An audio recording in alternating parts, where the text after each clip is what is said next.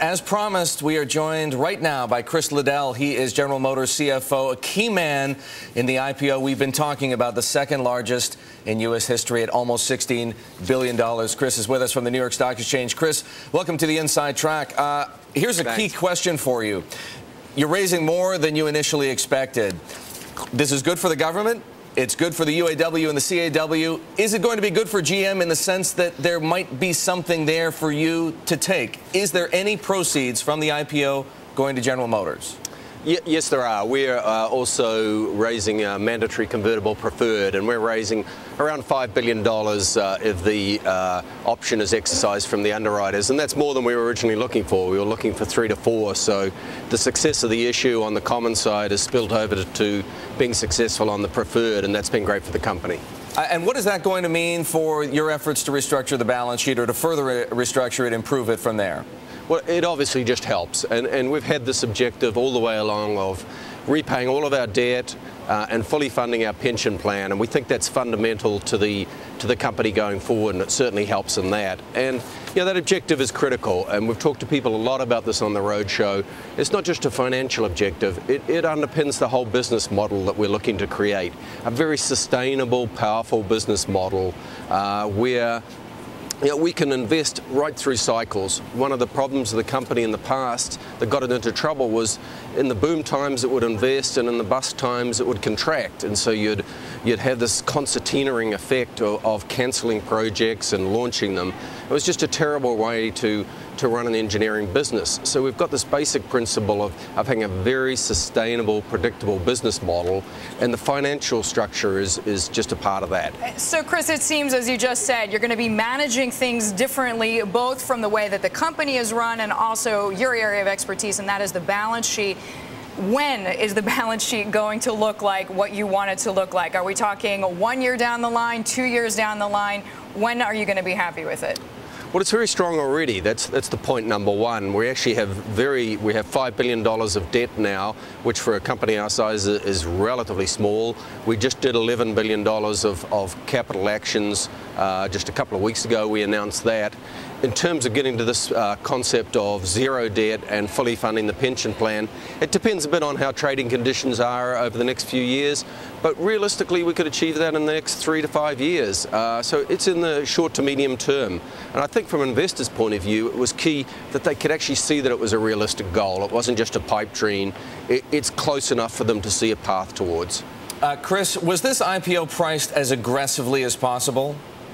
I think it was, obviously we got a tremendous reception on the road, and a tremendous reception from investors, and a lot of enthusiasm, and the market traded up while we were on the road as well, and that clearly helped. So, relative to the initial range, I think people, felt very comfortable with the new range, and when the underwriters talked to investors, they felt comfortable in the volume we were talking about to support the company at that level. So it seems to have been, struck a happy medium. Are you not concerned, though, that there might be some criticism if the stock pops considerably on the first day? People are going to say, you left money on the table and deprived taxpayers of revenue they could have had.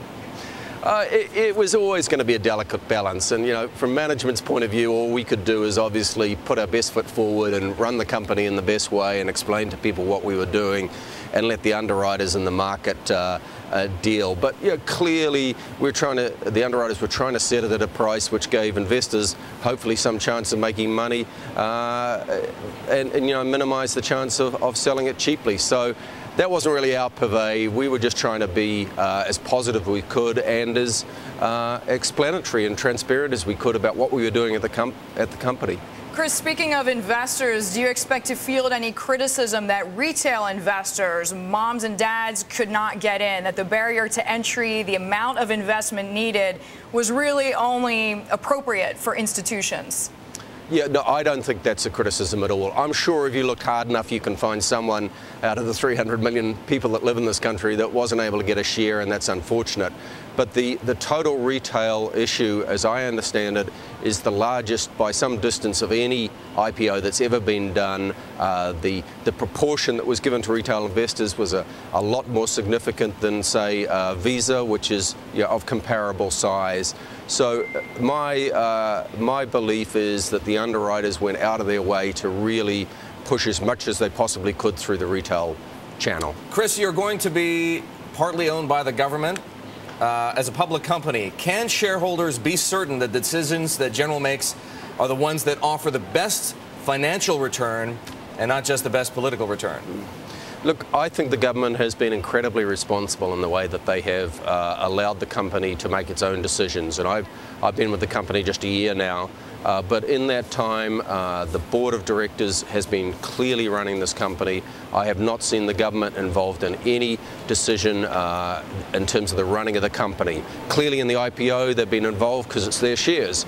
But in terms of the fundamental running of the company, even at 60% ownership, they were very responsible in letting the board and the management get on with their job.